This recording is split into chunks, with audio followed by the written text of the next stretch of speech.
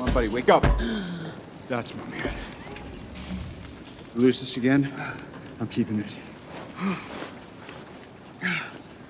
What happened? You mess with time, it tends to mess back. You'll see. The one he's been talking about, the one that he's so afraid of, See you soon. is Kang. Kang is bent on destruction, and I'm so curious to see what Jonathan does in the future. I think with He Who Remains, the objective for me was to give me the largest canvas possible. And then from that, as Kang begins to rear his head and do his deeds, in so many ways, he has no choice but to be in opposition or to be different from He Who Remains. Welcome back, everyone. You mess with time, it tends to mess back. This is my video all about how Iron Man probably knew about Kang and his variants this whole time, given a lot of new details that we've just uncovered on the Loki series and what He Who Remains said about himself and his variants across the multiverse, all the other Kangs. So we'll break it all down. If you're brand new to the channel, be sure to subscribe to get all the videos. There's even more multiverse craziness coming up during my Marvel What If episodes in a couple weeks. And careful for spoilers from Loki if you have not been watching those episodes. A lot of what they said about the history of Kang in the Marvel Universe during the series fills in some really big gaps and WTF questions from Avengers Endgame, Avengers Infinity War, Doctor Strange. Marvel and Kevin Feige do that all the time. They'll always use brand new Marvel projects to sort of fill in the gaps and make earlier movies seem even better in retrospect. The way they also use the Loki episodes to make Loki's journey in all the previous Marvel movies seem even more meaningful. But there's a lot of new evidence now, including some canonical tie-in book material that expands on what Iron Man was talking about when he discusses time travel in the multiverse during Avengers Endgame. There was a book that Marvel published recently called The Wakanda Files. It's actually Shuri's notes, the way that they write it, dealing with all kinds of minutiae and really specific things from all the Marvel movies and characters. For instance, it actually breaks down how much Bucky Barnes earned. That's how much detail that it gets into if you're a fan of that kind of stuff. For the purposes of this video, I'm just going to be referencing what it reveals about Iron Man and his time travel research during Avengers Endgame and what he learned about the multiverse during that. How it explains him knowing about the existence of the sacred timeline and Kang.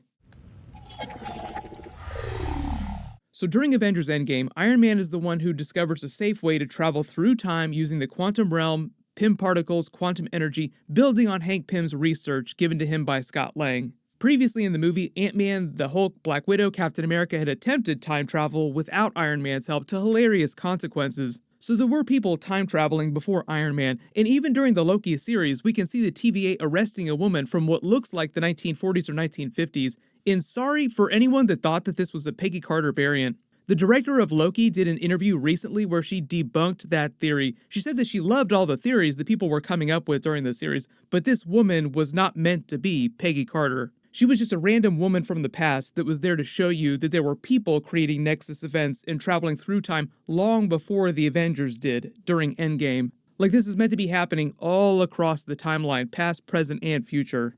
Iron Man is just one of the first people that we know about right now to figure out how to time travel reliably and safely. Travel through time, then be able to come back to the moment in time where you left from on purpose. So when he was doing his research, figuring out how to crack time travel correctly, the Wakanda Files contain a note that he wrote to the Hulk speaking about the Deutsch model of quantum mechanics, which is a real-life thing. David Deutsch's model is all about the existence of parallel universes, which is what Kang was talking about when he explained his backstory as Nathaniel Richards and how he also discovered parallel universes stacked on top of his own when he was in the 31st century. But in his note to the Hulk, Iron Man states, altering the events of the past could never affect the continuous loop, remember that term, though it could create tangential split timelines. Let's not worry about that for the time being. Earlier in the movie, when Ant-Man and the other Avengers are trying to win him over, he also mentions triggering the Deutsch proposition. Tony, after everything you've seen, is anything really Quantum impossible? fluctuation messes with the Planck scale, which then triggers the Deutsch proposition. Can we agree on that? In layman's terms, it means you're not coming home. So when he says they might theoretically trigger the Deutsch proposition, he's saying they could create alternate branch realities, Nexus events as they call them on Loki, which would lead to parallel universes rising up.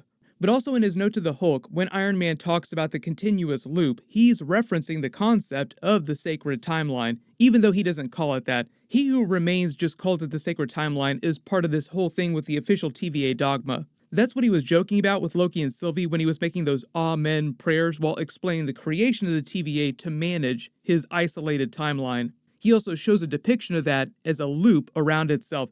At the beginning of the episode, you also see the sacred timeline itself curving around the citadel at the end of time on that asteroid.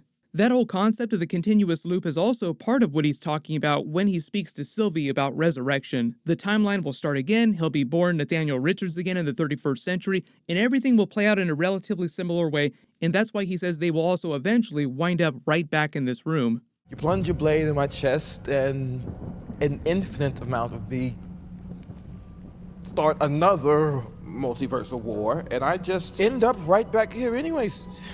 Also notice during Avengers Endgame when Iron Man is cracking time travel, you see him examining this Mobius strip and you see the lines of energy arcing around it in a continuous loop. Does that not look like a representation of the sacred timeline with all the interwoven strands?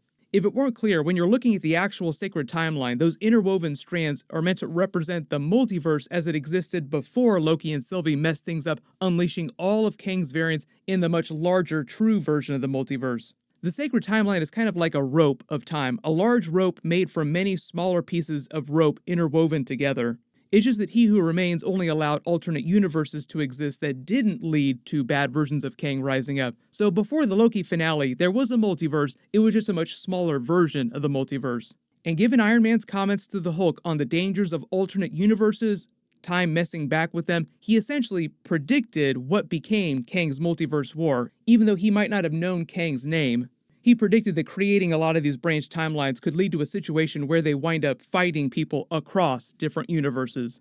It's easier to understand if you think about Iron Man as a worst-case scenario kind of person. They dealt with that during Avengers Age of Ultron. Like, Ultron is the result of him going overboard because of his worst-case scenarios. We're the Avengers. We can bust arms dealers all the live long day, but that up there, that's the end game. How are you guys planning on beating that? But if you thought that there was only a loose connection between Kang and Iron Man before the Loki series, like everybody watches that Avengers Endgame scene and says, you know what, he's probably talking about Kang right there. Think about some of these newer Easter eggs and references from the Loki series that connect them even more. So most of Kang's technology that he used when he first started exploring alternate universes, met his first variant, was probably based on Iron Man's time travel platform technology. Nathaniel Richards actually started out as a historian in the 31st century before he became a scientist. He had a fascination with the past. Inside He Who Remains study, you can actually see artifacts that he collected from all across the entire timeline. Zoom and enhance in the background, you can even see that he's got one of Iron Man's helmets on his shelves, but you don't really spot any other artifacts from the other Avengers. This study is meant to be where he keeps his most prized possessions. Kang's TemPad here that he wears on his wrist and plays with during the episode, pre-programmed with a bunch of coordinates for space and time to move him around. Not only does the design language look almost the exact same, it functions the exact same way that Iron Man's wrist devices do. Those wrist devices that they were all wearing during Endgame were pre-programmed with all the time-space coordinates for their jumps and be able to automatically come back to the time travel platform in present day. He Who Remains just seems like he took that technology in the 31st century and refined it a little bit more. And that's also probably one of the reasons why he allowed the Avengers to have a complete free pass, traveling through time, stealing Infinity Stones, when Loki got arrested for stealing the Tesseract. According to Renslayer, He Who Remains said that the Avengers were supposed to do everything that they did. If He Who Remains is so powerful that he can change whatever he wants about Loki and Sylvie's lives, like giving Loki the Infinity Gauntlet and letting him do whatever he wants to with it, and it's no big deal, why is it so important that the Avengers perform their time heist when He Who Remains could have just gone back and defeated Thanos himself if he wanted? It's pretty clear that He Who Remains thinks of Thanos as kind of a joke in the grand cosmic scheme of things. If he's responsible for writing all the TVA dogma, there's actually a test that Loki is taking during episode 2. If you look at this computer here, it uses Thanos in this example of Avengers Endgame time travel rules about Thanos trying to steal apples from the past. It's just a funny exploration of the time travel logic from Avengers Endgame using Thanos and apples. So no coincidence that in the future, He Who Remains is sitting there eating an apple when he's talking to Loki and Sylvie. He Who Remains showing just how powerful he actually is. So why then didn't he just take care of Thanos himself? Why would he allow all that to play out? Well, the reason is probably because if the Avengers had never done their time heist, Iron Man wouldn't have invented his time travel platform, and He Who Remains would never have been able to use it in the future to explore other alternate universes. He would have never wound up becoming He Who Remains. he would never have been able to stop his variants from destroying his timeline, his universe. So that's probably the real reason the Avengers got a free pass, because he needed them to do that so that Iron Man would create this time travel platform so that he could become who he needed to become to win the multiverse war. This stuff, it needs to happen to finish the quest.